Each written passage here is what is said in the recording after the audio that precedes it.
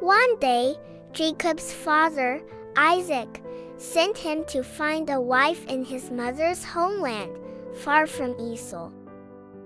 When Esau saw this, he married someone else, trying to win his father's favor, but it wasn't God's plan. Jacob traveled alone and stopped for the night. With only a stone for a pillow, he lay down to rest. That night, Jacob dreamed of a stairway reaching up to heaven, with angels going up and down. Then God spoke. He promised Jacob land, a big family, and said, "I will be with you always." Jacob woke up amazed and said, "Surely God is in this place." So he stood the stone up and made a promise to follow God, and he named the place Bethel. Later at a well, Jacob met Rachel. She was kind and beautiful. Jacob knew right away that she was special.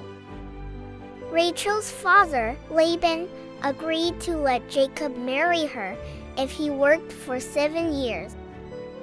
Jacob loved her so much, those 7 years felt like no time at all.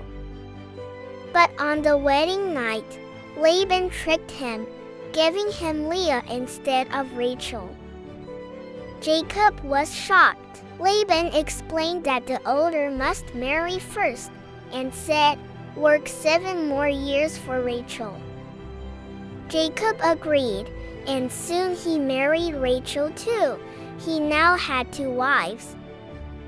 God saw Leah was unloved, so he gave her children, first Reuben, then Simeon, Levi, and Judah.